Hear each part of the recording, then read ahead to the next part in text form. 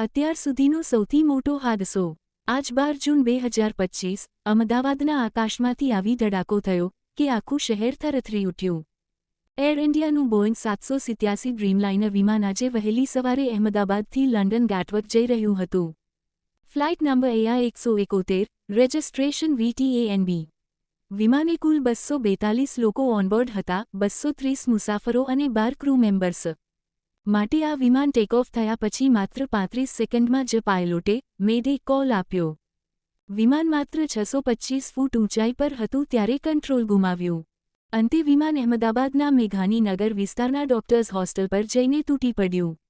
વિમાન પડતા જ મોટો ધડાકો થયો અને આખો વિસ્તાર ધુમાડાથી છવાઈ ગયો।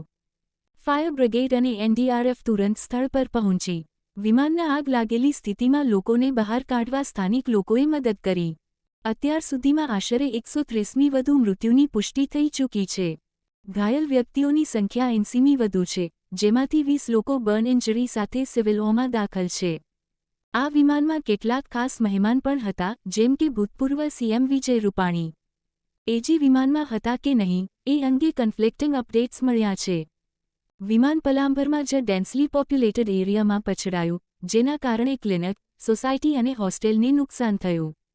વિમાનિક ટનાનું મુખ્ય કારણ એન્જિન ફેલિયર અને કંટ્રોલ લોસ ગણવામાં આવી રહ્યો છે। જોકે DGCA અને બોઇંગ બંનેએ તાત્કાલિક ઇન્ક્વાયરી શરૂ કરી છે। એનું આ ડ્રીમલાઇનર VTANB 2013મી સેવા આપી રહ્યું હતું। આ વિમાને છેલ્લા 3 મહિનામાં 2 વાર માઇનર ટેકનિકલ ઇશ્યુઝ દર્શાવ્યા હતા। મહત્વપૂર્ણ બાબત એ છે કે આ બોઇંગ 787 ડ્રીમલાઇનર પહેલીવાર એવું થયું છે કે આખું વિમાન હલ લોસ કમ્પ્લીટ ડિસ્ટ્રક્શન તરીકે ગણવામાં આવ્યું છે।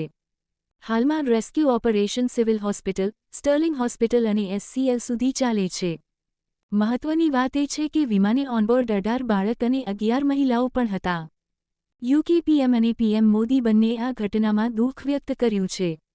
PM મોદીએ દરેક પીડિત પરિવારને સહાય આપવાની ખાતરી આપી છે।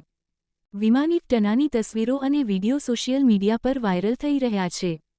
ઘણા વિડીયો અને ફોટા ફેક છે, કૃપા કરીને સત્તાવાર અપડેટ્સ પર જ ભરોસો રાખો। અફવા ફેલાવવી ગુનો છે અને આવા સમયે દુઃખઘડીમાં ખોટી માહિતી શેર ન કરો। જ્યાં રેસ્ક્યુ ઓપરેશન ચાલે છે ત્યાં હજી પણ ધુમાડો જોવા મળે છે। ટેકનિકલ ટીમો બ્લેક બોક્સ શોધી રહી છે। વિમાનની અંદરની ફ્લાઇટ રેકર્ડ હવે DGCA દ્વારા એનાલાઇઝ થશે। આ ઘટના બાદ અહેમદાબાદ એરપોર્ટ તાત્કાલિક બંધ કરવામાં આવ્યું છે। ફ્લાઇટ ડાયવર્શન સુરત અને મુંબઈ તરફ થઈ રહ્યું છે। આપણે દુઆ કરીએ કે જે લોકો આ દુર્ઘટનામાં પોતાનું જીવ ગુમાવ્યું તેમનું આત્મા શાંતિ પામે। જેઓ ઘાયલ છે તેઓ ઝડપથી સાજા થાય। તમારું એક કોમેન્ટ ઓમ શાંતિ પીડિતો માટે સંવેદના બની શકે છે। જો તમારું મન પણ દુઃખી થયું હોય તો આ વિડીયોને લાઇક કરો અને ચેનલ સબસ્ક્રાઇબ કરો। તમારું એક શેર પણ આજે સાચી માહિતી વહેંચી શકે છે। આવું જર્નલિઝમ કરવું સહેલું નથી, તમારું સપોર્ટ આપો। અને હા, પછી પણ અપડેટ્સ માટે જોડાયેલા રહો।